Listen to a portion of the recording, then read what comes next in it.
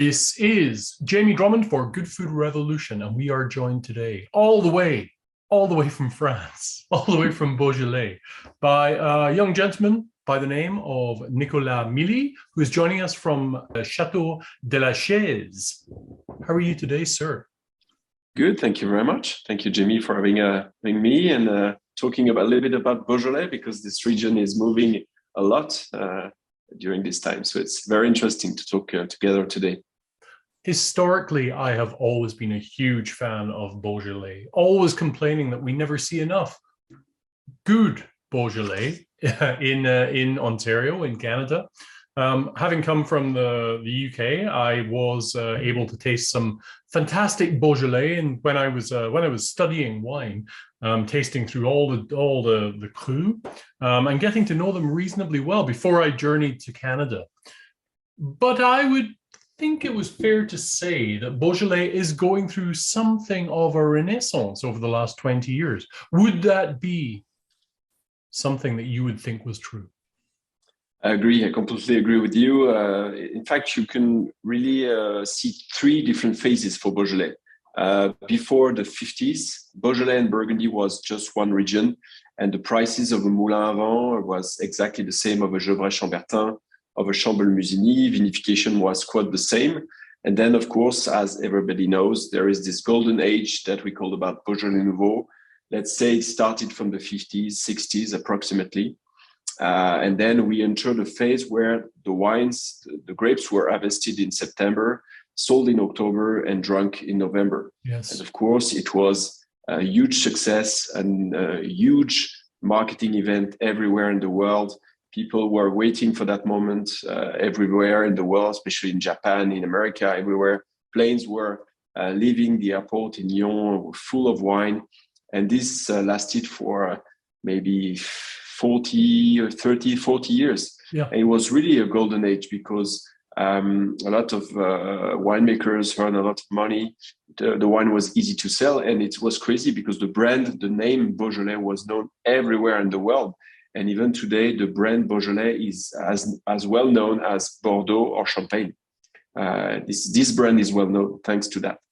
Unfortunately, as every success has a downturn, and we faced some difficulties, especially with quality. I think when you have easy money coming in your pocket, you try to produce more. And of course, we had a lot of problem with quality, with over production, too much yield, problem with sugar, problem with yeasts, etc. Yeah. And we entered a big crisis in let's say the late 90s, beginning of 2000. So yeah, since I would say 2008, 2009, we really entered a renaissance, a new era where the young winemakers have seen their parents suffered a lot from this crisis. A lot of vineyards have been uprooted. We lost approximately half of the vineyards. Beaujolais used to be 24,000 hectares. We are now around 13, and we maybe expect to go as far as 10,000 or 11,000 hectares. So it's very small. It's less than half of what was Beaujolais in the past. Beaujolais definitely became a victim of its own success, and there were many vineyards that were planted because of that easy money you speak of. They really shouldn't have been planted as Beaujolais, should they? Yeah, it's hard to say, but mainly, in some terroirs, it's difficult to say that's good terroirs for Gamay. Yes. We can talk about it later, but Gamay is a very fragile, very difficult grape to grow, and as it was expelled from Burgundy in the past, because Gamay in clay and limestone soil can give you high yields and not very concentrated wines if you are not very careful about the yields. So if you plant that in a valley, very flat with clay and limestone, and you have 80, 90, 100 hectoliters per hectare, the wine is not really interested. And we fell into this trap of poor quality wines. And the problem is that the whole image of Beaujolais in the world was cheap wine that doesn't age, which is exactly the opposite of the truth in the cru, in the best terroirs of Beaujolais, especially granite, pink granite and blue stones, where the Gamay Noir can give you amazingly deep and concentrated wines that can age forever. So we completely forgot about our tradition, and the tradition is more about long cellaring potential wines than just Beaujolais Nouveau. Beaujolais Nouveau was very helpful to help us being well known in the world, but that just hid the whole tradition of great terroir and great wines in the region. Speaking of tradition, Château de la Chaize go back quite a bit, don't they? Yeah. We are one of the oldest winery in Beaujolais. The castle was built in 1676 by the brother of Père Lachaise. Père Lachaise is well known in France, especially for the cemetery, a famous cemetery in the heart of Paris. And Père Lachaise was the confessor of the King Louis XIV. So his brother was the guardian of Lyon, the second city in Lyon in France after Paris. And thanks to his brother, he had access to the best architects and the landscape designer of that time, which was Mansart and Le Nôtre. Mansart for the architecture of the castle and Le Nôtre for the gardens. And let's say that Château de la Chaize at that time was maybe one of the most beautiful castle of the best period of architecture in France outside of Paris region. So we are very lucky to have this amazing castle, amazing building, which was built around what we call the golden ratio. So it's what we call a divine proportion, and allows the castle to be very symmetrical. And the quality of its construction is amazing. And what's amazing is that the castle remained in the same family from 1676 to 2017. It was exactly the same family. The second owner, for example, in the 17th century was very well known because he was the ambassador of France in Venice, in Italy. Okay. So his personal secretary was Jean-Jacques Rousseau. So there is a very rich and deep history in the castle since 1676. And in 2017, the family sold the castle to another family from Lyon, the Gruy family. So Christophe Gruy is the owner, and Boris Gruy, his nephew, is the winemaker and director of the estate. So it's a very, very long tradition of winemaking because there is a Bacchus on the door of the castle. So we make wine here since the Roman Empire, but especially from the 17th century, the castle was producing wine, and the winery itself and the cellar was built in the 18th century. Yeah, it's actually, I think it's one of the oldest and largest chais. Yeah, chais. In Beaujolais, we call it cuvage. Yes, yeah. And the property itself, the estate is quite large. It's about 1,000 acres, I believe, right? It's 150 hectares right now. So we are the biggest chateau viticole, wine producing chateau in Beaujolais for sure. Certainly, maybe in Burgundy and Rhone Valley. If you just take the criteria of the castle and wine and vineyards all around the castle, we are certainly one of the biggest in all east of France. So you have vineyard plots scattered amongst Bruy, Côte de Bruy, and Fleury. If I'm correct. Exactly. And do you also have some properties up in the north in Pouilly-Fuissé?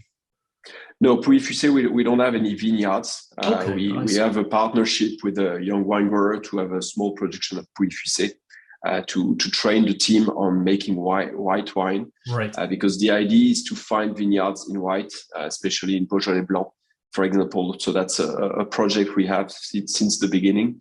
The idea is to farm Chardonnay in the best clay and limestone soil in Beaujolais. So maybe Beaujolais South, maybe Bruy. You have some very interesting terroirs for Chardonnay in Bruy too. So the idea is to produce our own Chardonnay. So Pouilly-Fuissé is just a partnership right now, but we're looking for vineyards. Fantastic. And how have things changed since the change in ownership in 2017?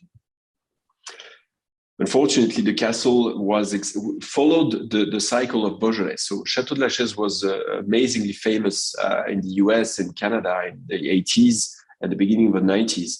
But they also faced the crisis as the whole region faced it. Right. And the problem was a lack of investment globally. So a lack of investment in the vineyards. It means that it was only trained in goblet, which for us is not really adapted to a new organic approach.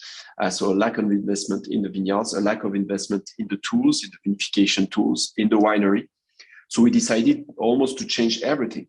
We kept the soul and the history of the winery and the history of making great wines, because La Chaize was well known for great wines since the 70s, but to bring extra investment in the quality of the tools and the vineyards. So in the vineyards, as I told you, we changed the viticulture, and we decided to trellis the vines, to switch from goblet to double cordon royal, enlarging the rows, enabling us to plow the soils and manage better the cover crops in the vineyards. We think that if we want to grow organic vineyards at a large scale in Beaujolais in the future, we need to change the viticulture.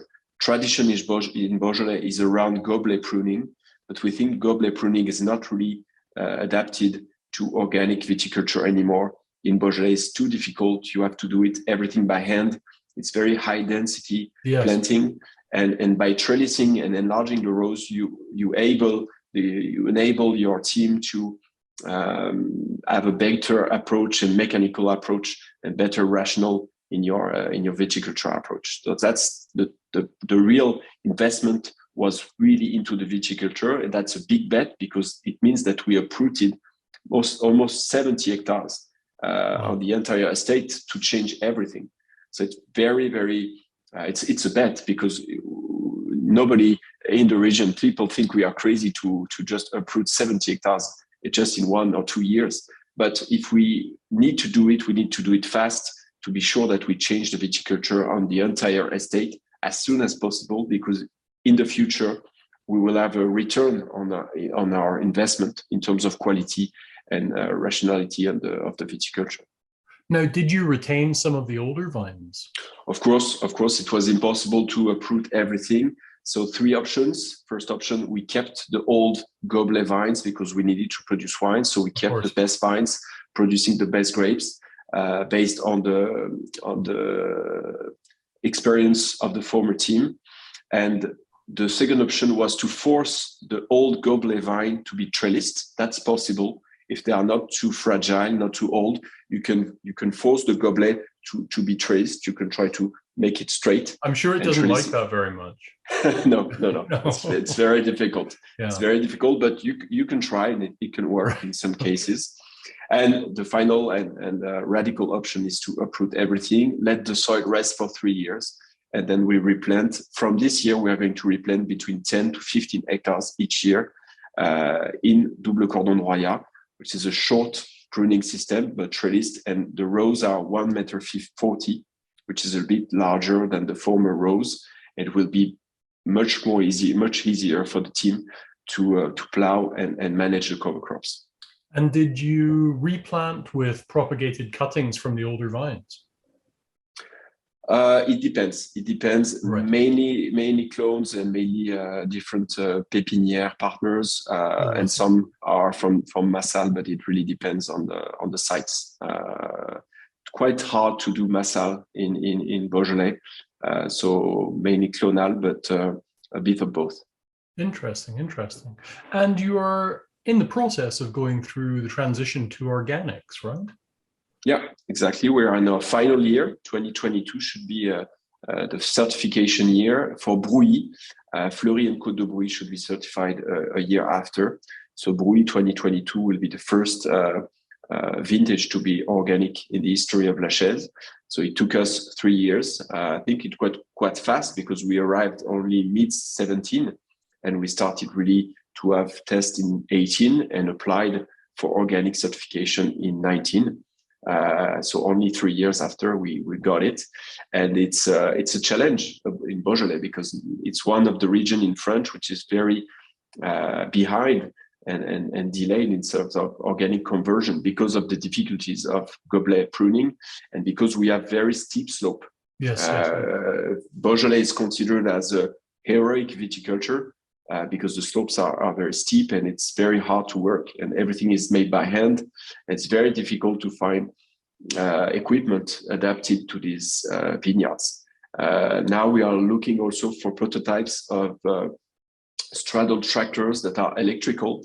The idea is that the winery should be completely self-sufficient in energy and electricity, and no fuel and carbon neutral is the goal of the wineries. So that's why now we are looking for equipment that are either electrical or maybe in the next generation would be hydrogen.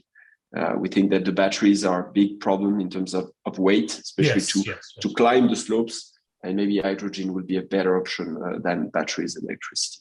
In the winery, it's not a problem. Vinification, it's not a huge problem for us. Already since the start, we decided to have wild yeasts, not have a lot of intervention on the wines. So the main challenge is in the vineyards.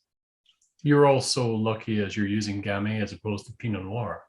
So the fungal pressure is not quite as deadly, shall we say? Yeah. Sure. Gamay is a son, again, a crossing of Pinot Noir and Gouais Blanc. So Gamay shares a lot of aspects with Pinot Noir, especially when you drink it, when it ages.